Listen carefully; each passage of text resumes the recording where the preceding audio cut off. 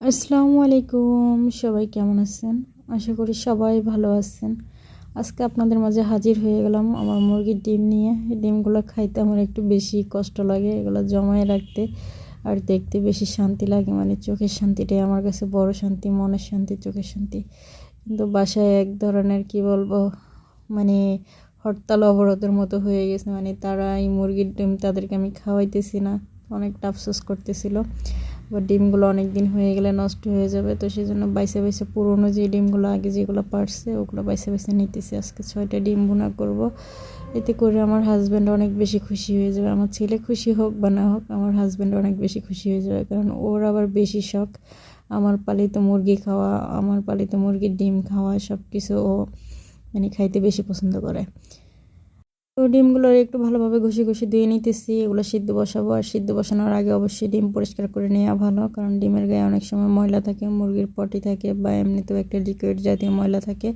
তো ওইটা ওয়াশ করে সিদ্ধ বসানোটাই ভালো। তো সবগুলো ডিম আমার ধোয়া হয়ে গেছে, আর এখন এগুলো আমি বয়েল হইতে চুলায় বসাই দিছি। আর সে ফাঁকে একটু দেখাই দিই আজকে বাইরের পরিবেশটা। আজকে সকালবেলা মানে আজকে 2 দিন থেকে মানে আবার দেরি করে উঠতেছি, তো সকালবেলার ওই দৃশ্য দেখার সুযোগ হয় না। তো দুপুর হয়ে গেছে বাইরে, আর যতই ভাবি তাড়াতাড়ি রান্না করব, কেমন জানি দিন দিন অলস হয়ে যেতেছি, তাড়াতাড়ি আর রান্না করা হয় না। তো আজকে উঠছি, উঠে নাস্তা টাস্তা এরকম বানানো হয়নি। আজকে উঠে অনেকটা টাইম মানে বিছানায় শুয়েছিলাম, কী সব বাজে বাজে চিন্তা করতেছিলাম, আল্লাহই জানে। তো যাই হোক, সে ঘর থেকে বের হয়ে গেছি, বের হয়ে তারপরে এখন রান্না বান্নাতে আসছি। আর ডিমগুলো আমি ছুলে তারপরে ধুয়ে তারপরে হলুদ লবণ মাখিয়ে নিছি, আর এখন একটু তেলে হালকা ফ্রাই করে নিতেছি। আজকে অলসতা হওয়ার আরও একটা কারণ হয়েছে যে আজকে মানে গতকালকে থেকে মাইন্ড সেট করে রাখছি যে আজকে ডিম রান্না করব। তো মনে হইতেছিল যে অল্প রান্না, এতে আর বেশি সময় লাগবে না, তো অলসতা করে করে দেরি হয়ে গেল।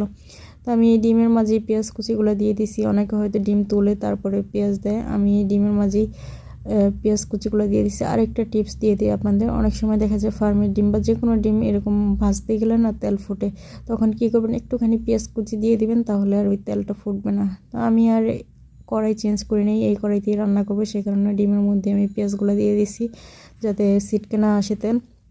তো এখন দিয়ে দিতেছি একটুখানি রসুন পেস্ট। আর রসুন পেস্ট দেওয়ার পরে একটু হালকা ভুনে নিচ্ছি পেঁয়াজ আর রসুনটাকে। তারপরে দিয়ে দিলাম একটু হলুদের গুঁড়া, তারপরে একটু মরিচের গুঁড়া। আমি কিন্তু এখানে লবণ দিতে ভুলে গেছি, আমি লবণ লাস্টে দিয়ে দিছি। তারপরে একটু জিরার গুঁড়া, তারপরে মশলাটার একটু ভালোভাবে মিক্স করে নেব। মিক্স করে তারপর অল্প একটু পানি দিব। তো পানি আমি এখানে আগেই দিয়ে দিছি। যাই হোক, মশলা কষানো অনেকটা হয়ে গেছে, আর এখন দিয়ে দেব ডিম। তো ডিমটা দিয়ে আমি ভালোভাবে কষে এইভাবে নামাইতে পারতাম, কিন্তু না, আমরা একটু ঝোল খাবো, তো সেই কারণে একটু পানিও অ্যাড করব। তো একটু আগে ভালোভাবে কষাই নিই। আর দেখেন কষানো হয়ে গেছে। মানে আপনি কখন বুঝবেন যে কষানো হয়ে গেছে, যখন মশলা থেকে তেল বেরিয়ে আসবে তখন বুঝবেন যে কষানো হয়ে গেছে। তো আমি একটু পরিমাণ মতো অল্প একটু পানি দিয়ে নিচ্ছি, কারণ আমাদের আবার ঝোল খাওয়ার বেশি অভ্যাস, স্পেশালি আমার হাজব্যান্ডের ঝোল ছাড়া চলেই না। তো এইখানে 6টা ডিমের জন্য একটু হালকা যতটুকু ঝোল লাগে ততটুকু। তো ডিমটা যখন রান্না হয়ে গেছে তখন আবার টেস্ট করে দেখলাম যে লবণ হয় নাই, তো এখন আবার একটু পরিমাণ মতো লবণ দিয়ে নিতেছি। লবণ দিয়ে হালকা একটু মিক্স করে নিচ্ছি। আর এই ছিল আমার দেশি মুরগির ডিম ভুনা। তো সবাই ভালো থাকবেন, সুস্থ থাকবেন, সেই দোয়া রইল। আর আমার ভিডিওটি ভালো লাগলে অবশ্যই লাইক কমেন্ট শেয়ার করে পাশে থাকবেন। বাই বাই, দেখা হবে নতুন